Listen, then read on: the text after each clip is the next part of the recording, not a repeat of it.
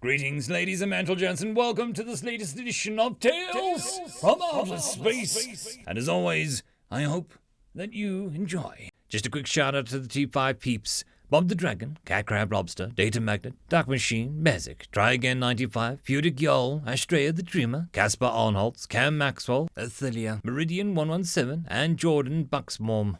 Thank you very much. Humans, Emperor, and Cyborg Lawyers, written by Mercury the Dealer. Everyone was watching the event. News channels reported on it. Sports channels stopped just to report on it. Vloggers traveled to the capital just to try and milk what they could out of it. Some were there to know the future of the Empire. Some for the future of humanity. Some just wanted to see one of the elusive humans. After what seemed like an eternity of waiting and speculation, it finally arrived. A human rover rapidly approached the already cleared road. Drones tried their best to get a closer look at both the vessel and its exit without entering the exclusion zone. The rover had sharper angles and fewer colors than most Imperial models. Yet it was almost a Vantablack, with the exception of its windows, which were too dark to show the interior yet still reflected light. This simple presence of the vehicle was enough to double hypernet traffic on the region, with many wondering if this was some kind of intimidation tactic, or if that was just how human rovers actually looked like. All that ended was they were replaced with a new brand of speculation the moment the rover's doors opened and a figure stepped out. Holy Emperor, that thing was big! The being was a good 5 meter tall, which was almost double the height of the common Vaidvillas. It had completely smooth skin and a face with seemingly no clothes on its body. Its arms and legs looked too small for the proportionally small torso. Discussions exploded everywhere as to what this meant. One of the only things that were known about the humans was that they had good cybernetics, but the Empire was very tight-lipped just how good they really were. Was that its original body? If not, then how modified was it? Did it keep its original proportions, or were they modified to fit the environment? Those questions were all put on hold for a second as the creature changed. It changed! Its body modified itself with every step. It almost seemed like a liquid being moved in a bottle, but keeping its shape afterwards. It got smaller and smaller as its arms, legs, and back collapsed in short bursts. Its face shifted to create a nose and a pair of eyes. This was then followed by a mouth. Soon the 5 meter tall behemoth in the Vantablack skin had changed to a short and tanned creature wearing a weird black suit. It wasn't the almost suffocating void from before, but instead a dark cloth which gave off the impression of being perfectly outfitted for the creature's new form. The creature entered the Imperial Palace before another round of gossip and speculation could begin. The Emperor was nervous. Nervousness was a very rare feeling for such a powerful man, but only fools would blame him for feeling it. This next meeting could quite literally decide the fate of his entire empire. Maybe the whole galaxy. He saw as the humans silently walked through the halls of the Imperial Palace. He felt this further tingling sensation as he analyzed the situation he found himself in. The human had just displayed its kind of technology prowess to the whole galaxy just before entering his domain. It was a very bold move, but he couldn't resist the urge to be impressed and slightly afraid of this development. Humans were a strange bunch. Instead of developing outwards by inventing FTL and colonizing nearby space, humanity had developed inwards with extending biomechanical modifications to their bodies and minds. It was clever. Instead of acquiring more resources and technology by increasing their territory and population respectively, they had chosen to simply increase the efficiency of their use. Why build zero-G farms to feed people when you can just replace their organs and limbs to mechanical ones that don't require food? Why focus on increasing the workforce when you can automate almost everything and have a hyper-efficient modified workers do the rest? Why increase the population and build more research stations when you can simply give mind and body modifications to the already existing researchers, making them immortal and intelligent enough that they can beat computers at chess? If humanity had been left to do its own thing, they would have certainly become the most powerful empires in the galaxy. They were already a force to be reckoned with, and they hadn't even left their home system. and that was why he had to be very careful now. The human finally reached the judgment stage, as it was called, an ancient place where crimes against the Empire were read out and judged. Nowadays, it was mostly used for ambassadors who needed to speak to the Emperor directly. The man bowed his head slightly.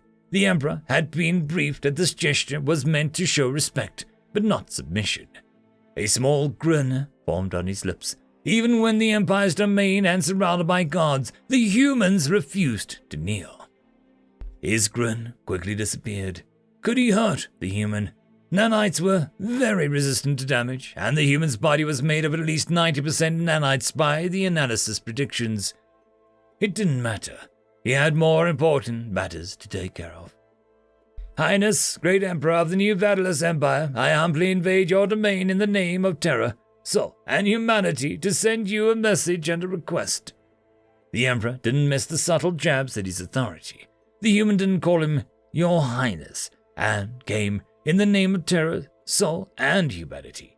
Not his. It seemed his new offers of assimilation were refused. Again. Humans weren't like the other species the Empire had assimilated. Those others were simple people with similar developments as his own. A simple exchange of trade and technology was enough to convince them to full assimilation. But humanity wasn't less developed. They were just developed differently, which made relations difficult, to say the least. What is your message and your request, if I may ask?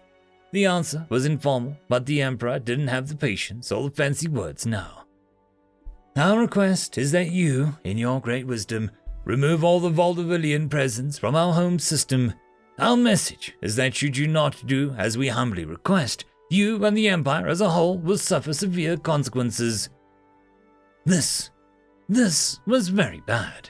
Humans weren't stupid. They knew their weakness and their strengths. They specifically knew how valuable their technology was to every other empire out there. His only true advantages were that they didn't have any void-worthy military fleets or the sheer resources available to the Empire. If they were willing to go to war, then they must have balanced at least one of those. Had they forged a fleet in secret? Had they made an alliance with another empire? The possibilities bounced in his head. He inhaled and exhaled slowly to maintain his composure. May I know why we would leave the Sol system and what exactly the consequences of not doing so would be?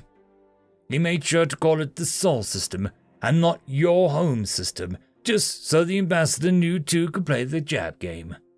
The small man either didn't notice or didn't care because his face was as calm as ever. The reason behind such a request is that humanity has come to the general consensus that your presence is no longer needed or wanted. As for the consequences, the man stared at the Emperor in the eyes with the gaze of a predator. You wouldn't want your people to think that you're an illegitimate ruler, correct? What? Many of the stage lost their composure at such a statement. The Emperor himself almost screamed at the ambassador, but summoned up the strength to only do so in his mind. How dare this man imply that he was illegitimate, a bastard? This was not only disrespectful, but blatantly false. Did humanity seriously think that they could strong-arm him with the Emperor's blood ran cold. There upon his personal holoscreen stood the worst words that he had ever read. We also wouldn't want them finding out about the affair, would we? The Emperor now understood their real objective. Distract the court presence with the outrageous claim while the real threat stays hidden. This was very clever and very bad. As the Emperor, he had many duties, but they all mostly consisted of making the important decisions no one else could, and being the image of the Empire. Break one of those things, and the Empire breaks with him. The humans didn't have a fleet or an alliance. Instead, their objective was to threaten one of the main pillars that unified the Empire. His image. And there were few worse ways of destroying one's image than to betray their partner's trust. He cursed himself again and again for doing such a stupid thing. He should have not drunk so much during the summer festival. He looked the human ambassador again and saw that he now had a small grin forming on his lips. The leader reached towards the holoscreen and slowly typed his response. What are your conditions? The ambassador blinked and a new message was received.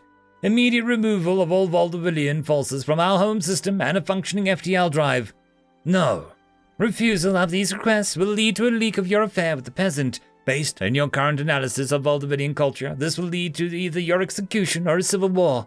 Based on the fact that you do not currently have heirs, it is possible that your execution will still lead to a civil war. You must understand. Explain. If I must remove all of our presence from Sol without an agreement, my people will be suspicious of possible corruption within the Empire. It will also mean that other nations will simply take our place on Sol. The ambassador's eyes closed yet again, this time for quite a bit longer. The Emperor looked around the room only to find that the court was still busy screaming over the false accusations. A new consensus has been achieved. Humanity and its nations as a whole will share technological knowledge of age greater than 100 years old with the new Vadavillus Empire for a period of 60 years. In return, the new Vadavillus Empire shall refrain from colonizing or establishing itself on any systems connected to Sol by at least 50 hyperlanes. Humanity will be under the Empire's protection for a period of at least 50 years, or until humanity's combined military power becomes equal to or greater than the new Vadavillus Empire. Do you accept these terms? Technological knowledge of age greater than 50 years for a period of 80 years. Denied. Consensus of the nation-states of Terra and Sol have been revised, and technical knowledge offered will be now of an age greater than 75 years old for a period of 70 years. No further. Do you accept these terms? Yes. This was better than what the Emperor had hoped. Sure, 75-year-old tech isn't ideal, but it was still much, much better than getting nothing from leaving the system. The ambassador bowed his head once again and, much to the confusion of the court, simply left. The Emperor watched in awe as the being's form changed. It became taller and taller until it was bigger than the Emperor himself. Its skin became darker and fused with his suit until the two were a solid piece of Venterblack. The human left the palace, leaving all stunned, but not only his sudden departure, but also by his transformation. What do you mean the contract is done? It was meant to last for 70 years. The Emperor's patience was very low with the humans. They had made his life hell for signing that contract without explaining the exact wording of everything.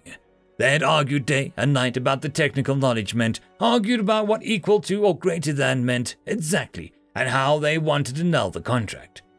Now contract has expired. The 70-year period has passed. The ambassador's face kept its usual calmness. No, it hasn't. I don't know how long Terran years are, as only 17 years have passed. The ambassador grinned, which was a bad sign.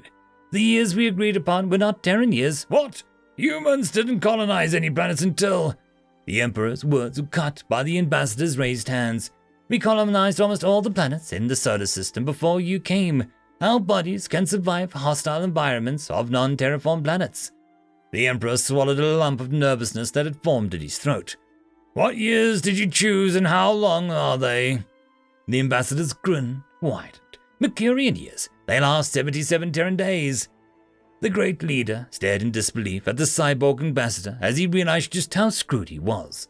Get out of here, ambassador. Make sure to tell whatever lawyer that thought of this that I wish their circuits to burn. The visitor left the Emperor's chambers without acknowledging the insult. So much technology beyond his people's grasp because of bureaucracy. So much knowledge that he would never see in action. A new thought of anger appeared inside his defeated and tired mind. Feck humans and their cyborg lawyers! End of story. And that, my friends, concludes this video. I hope that you enjoyed. There are links down below, both to support this channel and for the author of this fiction. Anyways, I hope you all have a fantastic one, and I'll see you next time. Cheers.